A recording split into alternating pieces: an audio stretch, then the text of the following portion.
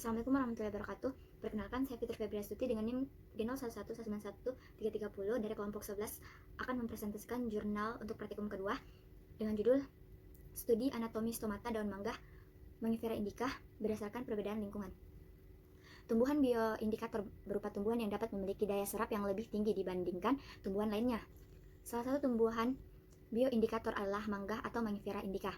Tumbuhan mangga dapat dijadikan bioindikator pencemaran udara karena memiliki daya serap yang tinggi untuk mengakumulasi karbon dioksida.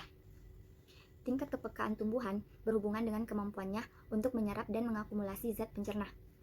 Zat-zat pencerna akan terdifusi ke dalam daun melalui stomata yang juga dipengaruhi oleh keadaan udara di sekitarnya.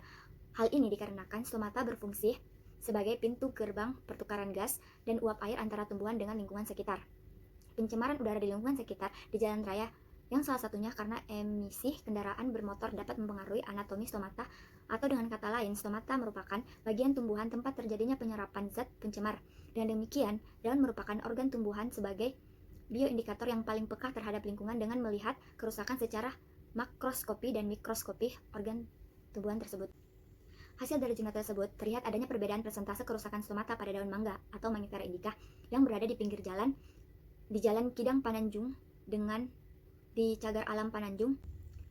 Pada stomata di pinggir jalan memiliki persentase kerusakan stomata lebih besar, yaitu 39,61% dibanding dengan kerusakan stomata pada daun mangga di Cagar Alam sebesar 16,1%.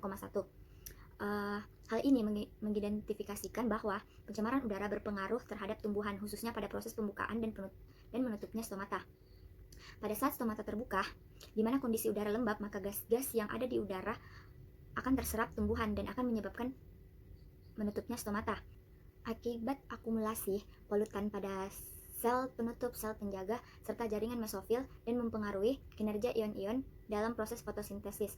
Hal ini sesuai dengan pernyataan Solihin bahwa pemaparan emisi kendaraan bermotor terhadap tumbuhan dapat meningkatkan tingginya persentase menutup celah stomata di samping rendahnya kadar klorofil dan adanya kerusakan morfologi daun. Pada pengukuran luas daun sampel yang diambil dari kedua tempat tidak menunjukkan perbedaan yang signifikan. Gunarno menyatakan bahwa luas daun di daerah tidak tercemar lebih besar dibanding di daerah tercemar. Lebih umum, faktor lingkungan lain yaitu cahaya dapat mempengaruhi langsung pertumbuhan. Selanjutnya, daun dapat dipengaruhi oleh intensitas cahaya matahari. Lebih khususnya, intensitas cahaya yang terlalu besar dapat menyebabkan jumlah hormon auksin di daun menjadi lebih sedikit, sehingga menyebabkan daun tumbuh menjadi lebih kecil. Hal ini sesuai dengan pernyataan oleh Dacre dalam jurnal Margenah bahwa tumbuhan melakukan adaptasi morfologi sebagai respon terhadap intensitas cahaya rendah, dengan ditandai luas daun yang lebih besar dibandingkan dengan yang tumbuh di daerah yang intensitas cahaya yang lebih besar. Hasil pengukuran suhu di lingkungan di tempat pengambilan sampel menunjukkan hasil yang tidak terlalu jauh berbeda. Namun, Jumin dalam jurnal Ardana menyebutkan bahwa suhu yang terlalu tinggi dapat menyebabkan tumbuhan melakukan adaptasi dengan luas daun yang tidak lebar. Kesimpulan yang saya dapatkan dari jurnal tadi adalah: pertama, kerusakan stomata lebih besar di pinggir jalan dibandingkan dengan kerusakan stomata pada daun mangga di cagar alam. Hal ini mengidentifikasikan bahwa pencemaran udara berpengaruh terhadap tumbuhan, khususnya dalam proses pembukaan dan menutupnya stomata. Nah, kedua, emisi kendaraan bermotor terhadap tumbuhan dapat meningkatkan tingginya persentase menutupnya celah stomata di samping rendahnya kadar klorofil dan adanya kerusakan morfologi daun. Nah, ketiga, kerapatan dan kerusakan stomata daun mangga atau Mangifera indica dapat dipengaruhi oleh kondisi lingkungan. Demikian presentasi jurnal saya, kurang lebihnya mohon dimaafkan. Wassalamualaikum warahmatullahi wabarakatuh.